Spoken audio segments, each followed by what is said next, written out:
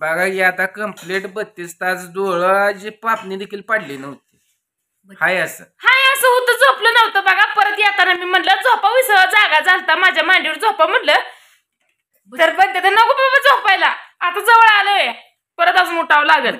तर आता मला सांगा, कुर्डवाडी राहिली होती बघायला गेलं तर खचून 10 किलोमीटर आणि जागा झाली आणि म्हणते मांडीव झोपा. जर मी तिथं झोपलो तरी कुर्डवाडीला उतरलं का? मला माहित नाही बाय कुठली कुर्डवाडी काय कळत नाही बहीण, कधी आपण बाहेर फिरलो नाही काय नाही, त्यामुळे ही झोपलेली उठवली होती का तर स्टेशन आलंय, आपल्याला एक 10 मिनिटात उतरायचं आहे आणि ही परत उठली आणि मला म्हणते आता तुम्ही झोपा की 10 मिनिटं. मग सांगा मला, आपण आलतो चेन्नई एक्सप्रेसनं, त्यात जर मी झोपलो असतो 10 मिनिटं तर चेन्नई मोर गेलो असतो. सगळ्याला श्री स्वामी समर्थ. सकाळ सकाळ बहिणीनो आली, रात्री यायला वाजल्या 12-1, येऊन शिना बसली जरा एक 10 मिनिटं आणि चहा करून पिली, निवांत जी झोपली. ती सकाळी 10 वाजताच उठली. आता खोटं बोलायचं नाही, काय असेल ती खरं बोलायचं, खोटं बोलायचं नाही, काय असेल ती खरं. तर बहिणीनो खरंच घर सोडल्यानंतर ना इतकी बेकार हालत होती, ह्या सांगण्याच्या पलीकडली हालत बेकार होती. आता उठली, आंघोळ केली, बघा इथंच प्यालायच्या. ह्यांना पण उठवलं, उठा म्हटलं धार काढा, मी आंघोळ ही करून असतो.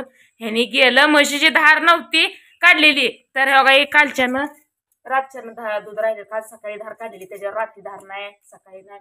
आता धार ह्यानी काढून आल्यावर त्यातलं 1 लिटर दिलं, गरतीप होता एक जागेला, ते दिलंय, तेवढं दूध राहिलंय. आता ती दूध सगळं तापवायचं, इरजान लावायचं. हा या कामाला झुपी करायची, कारण की काम आहे तर जॉम आहे का नाही बहिणीनो. काम केल्याशिवाय आपल्याला कुठलं 4 पैसे यायचं सांगा बरं. ही नाही ती, ते नाही ती, करावं लागतंय. ह्यात नाही त्यात, त्यात नाही ह्यात. वाघांची झाली जेवण, होय होय वागावं आ झाली का? तर अजून करायची आहे देवपूजा. आता चहा पहिला पिऊन घेतलं, म्हणलं आता चला देवपूजा करून घ्यावं. देव पूजून शेणा मग पाऊस पाणी पण चालू आहे, बाहेर वैरण काढी शेरडा काढायचं बघायचं आहे. गेल तो 2 दिवस सगळं लेकरांनी बघितलं होतं, आता नका का बघायला करायला. उठा की जावा की आंघोळ करा, जावा. उठून नुसती धार काढली या, कसं झालंय अहो तर बघितलं, नुसती धार काढली बघा उठून शिरा. सकाळी फोन आलता बहिणीनं मसाल्यासाठी, पोरांनी काय उचललं ना, ह्यानीच उचलला आणि नुसतं हॅलो हॅलो करते. द्यावं म्हणलं उठा जागा बोला नीट म्हणलं, मग परत नीट उठून बोलते तर या काय म्हणायचं त्यांना. तर अभ्यास तशी झाली व त्यामुळं दमलेलं लय म्हणजे लय दमले तर या जाता ना. हो मला जागा दिला, माझं एकल्याच काम असून ही माझ्या संग येते आणि आलं की हिलाच बघावं लागतं. हिचं कंबर म्हणजे दम धरत नाही, त्रास होतोय. बसल तिथं बसल तिथं, तसं नाही. कसं असतं तुम्हाला तर माहित आहे, लांबचा प्रवास असलं, बाय माणूस संग असलं, बाय माणूस झोपलं की आपल्याला डोळं फोडत बसावंच लागतंय. हो झोप लागतच नाही. कसं काय म्हणलं आता इथून पुढे रेल्वेनं काय जायचं नाही बहिणीनं. नाही पण इथून पुढे माझं काम आहे म्हणलं, मी एकला जाणार, तुझी काही गरज नाही. बसली जागेला खाली, पण मला तुम्हाला सोडून जाऊ दे वाटत नाही. म्हणजे बघा की आता कंप्लीट 32 तास डोळ्याची पापणी देखील पाडली नव्हती. हाय असं होतं, झोपलं नव्हतं बघा. परत येताना मी म्हणलं झोपावी, जागा झालता माझ्या मांडीवर झोपा म्हणलं, तर पण नको बाबा झोपायला, आता जवळ आलोय, परत अजून उठावं लागेल. तर आता मला सांगा, कुर्डवाडी राहिली होती बघायला गेलं तर खचून 10 किलोमीटर आणि जागा झाली आणि म्हणते मांडीव झोपा. जर मी तिथं झोपलो तरी कुर्डवाडीला उतरलं का? मला माहित नाही बाय कुठली कुर्डवाडी काय कळत नाही बहीण, कधी आपण बाहेर फिरलो नाही काय नाही, त्यामुळे कळत नाही. सांगताना ही झोपलेली उठवली होती का तर स्टेशन आलंय, आपल्याला एक 10 मिनिटात उतरायचं आहे आणि ही परत उठली आणि मला म्हणते आता तुम्ही झोपा की 10 मिनिटं. मग सांगा मला, आपण आलतो चेन्नई एक्सप्रेसनं, त्यात जर मी झोपलो असतो 10 मिनिटं तर चेन्नई मोर गेलो असतो, माहित बी नाही. चेन्नई डायरेक्ट तिचं गाणं असं आहे, पण हाल झालं जीवाचं, पण देवाच्या दयेनं घरी आलो बघा. काम पण झालं सगळं काय असेल ती व्यवस्थित आणि आलो घरी बहिणीनं. एक हेलपाटा आहे अजून, पण ते आता कधी ज्यावेळेस ते आपण फोन करल ती बोलवतील तेव्हा आपल्याला एक हेलपाटा आहे अजून.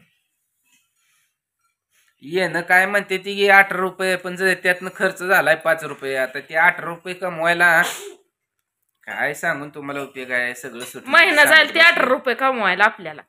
18 रुपये म्हणजे बहिणीनं त्यातला एक भाग सांगितला ना, तर तुम्ही म्हणसाल खरंच तर 18 रुपये कमवायला असं किती दिवस लागतात, तर त्यातला एक भाग आहे बहिणीनं. मुंबईला जायचं म्हणल्यावर कमीत कमी 18 मागे 3 शून्य टाका आणि येण्या जाण्या खर्चा 5 रुपये मागे 3 शून्य टाका. बघा किती मायनस होत ते. तेवढं कमवायचं आहे तर त्यातनं येण्या जाण्यातून तेवढं पैसे निघण्याकरता एवढा खर्च व्हायला लागलाय. पैशाचं निघलं आपण बाहेर जाऊया, कारण की पैशाचं निघले आम्हाला तर पहिलं टेन्शन येतंय. तर पाऊस कुठं आहे कुठं नाही, इकडं पण चालू आहे रात. म्हणजे जसं आम्ही आलोय तशी चिरचिर चालूच आहे ना, अजून पण चिरचिर थोडी नॉर्मल आहे बरं का, चालू आहे काय नाही, पण थोडी आहे. गुरांच्या दारा काय मी काढल्या नाही त्या, किंवा ह्यांनी पण काढल्या नाही त्या, पोरांनी काढल्या त्या बरं का दारा. म्हशीच तेवढी ह्यांनी काढली, तुम्हाला मगाशी पण म्हणले. बहिणीनं एवढं सगळं जे काय आहे पोरांच्या जीवावर टाकून गेलतो बघा. ही म्हैस इकडं आणि 2 जित्रा बाजून खाली बांधले, ती कालवाड ही शेरड करड सगळं कोंबड्यांपासून टोम्यापासून सगळं काय असेल ती लेकराच्या जीवावर टाकून गेलतो.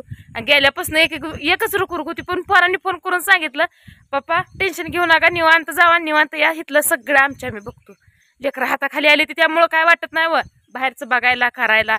आपलं ते आपलं असतं शेवटी, आहे का नाही बहिणीनं, आपलं ते आपलंच उपयोगीला येतं.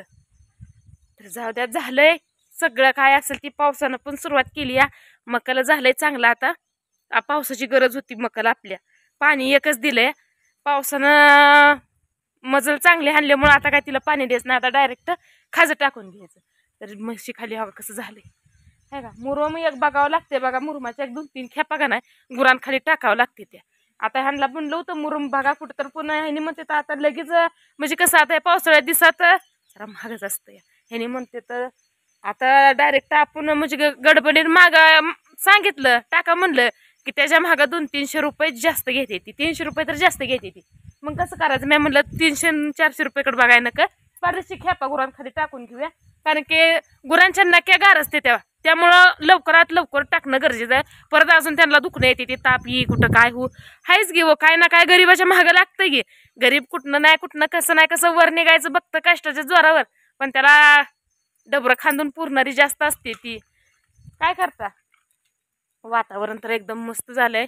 आणि खरंच बरं का, खेड ती खेड बहिणीनं, मला कुणाला नावं ठेवायचं नाही, पण कसं आहे माहिती आहे, खेड्याकडलं माणूस शिटीत अजिबात चालत नाही, त्याला जमतच नाही शिटीत राहणं, तर त्याच्या म्हणजे होणारच नाही, शक्यच नाही. तिथलं वातावरण, तिथलं ते सारखं गाड्यांचं हॉर्न वाजायचं सारखं, ती सारखं कालवा इतका कालवा आहे का नाही, लय बाबा कालवा कशी राहत असतील. खरंच मला तर लय अवघड वाटलं, कालवा बंदच नाही, सारखा 24 तास तिथं ती आवाज चालूच आहे. आणि हे तर ज्यावेळेस घरी आली तेव्हा सगळं शांत वातावरण इतकं मस्त वाटायला लागलं का नाही, वाटायला बाबू खरंच ही स्वर्ग असले का आपलं आपलं. भलं इथं कुठल्या सुविधा नाही त्या खेड्यात, पण जी खेड्यात सुख आहे ती शहर सिटीत आहे असं मला वाटत नाही बरं का बहिणीनं. मला कुठल्या सिटीला किंवा कशाला नावं ठेवायची नाही ती, पण जी आपल्या खेड्यात शांतता आहे ती सिटीनी शांतता नाही असं मला म्हणायचं आहे. कालवा भरपूर आहे, माणसाला कसं पाहिजे, जरा शांत वातावरण पाहिजे, वातावरण एकदम भारी पाहिजे आहे, जरा जरा का होईना तेव्हा त्याचं मन एकदम प्रसन्न राहतं, त्याच्या मनाला बरं वाटतं. तसं आहे आपलं गाव खिलारवाडी. आणि हे तर आल्या वर्ग नाही बहिणीनं, काय असेल ती टेन्शन ही सगळं जातं माझं. आणि मेन म्हणजे ही घर बघितलं आणि 2 लेकरं बघितलं की ती काय टेन्शन असेल ती पण जातं. तर जाऊ द्या, तुमच्या कविताताईला असाच सपोर्ट द्या, कारण की जी तुमच्या कविताताईवर जळते ती त्यांच्यासाठी त्यांना उत्तर देणं अत्यंत गरजेचं आहे बहिणीनं. कसं आहे, सगळं तुम्हाला माहित आहे त्यामुळे सांगायची काही गरज नाही, आणि ही तुम्हाला माहीतच आहे. मी